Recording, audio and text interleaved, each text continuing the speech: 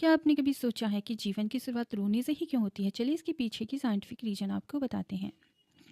Delivery room में जैसे ही नवजात की पहली आवाज़ सुनाई देती है, आमतौर पर वो रोने की ही होती है, ना कि हंसने की। ये आवाज़ माता पिता के लिए सुकून भरी होती है, लेकिन कई सवाल भी खड़े करती है।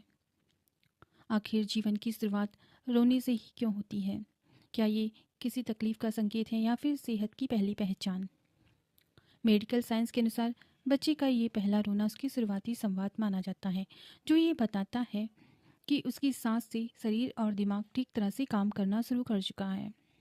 जब बच्चा माँ के गर्भ से बाहर आता है तो वो एक सुरक्षित और शांत माहौल से निकलकर बिल्कुल अलग दुनिया में प्रवेश करता है। देखिए, गर्भ में जहाँ तापमान नियंत्रित रहता है, रोशनी हल्की होती है, आवाज़ धीमी होती है, तो वहीं बाहर का वातावरण ठंडा, उजाला और शोरगुल से भरा होता है।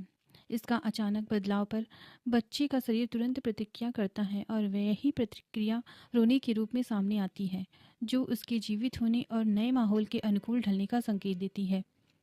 देखिए, डॉक्टर्स के मुताबिक बच्चे का पहला रोना उसकी सेहत का सबसे महत्वपूर्ण संकेत माना जाता है।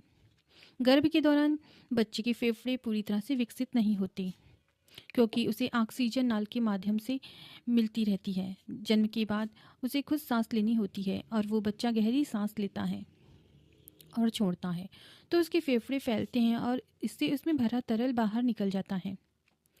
यही प्रक्रियाओं से स्वस्थ और स्वतंत्र रूप से सांस लेने में सक्षम बनाती है।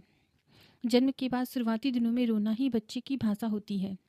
भूख लगने पर, नींद आने पर, डायपर गीला होने पर या पेट में गैस जैसी परेशानियों से भी वो रोकर ही अपनी बात बताता है।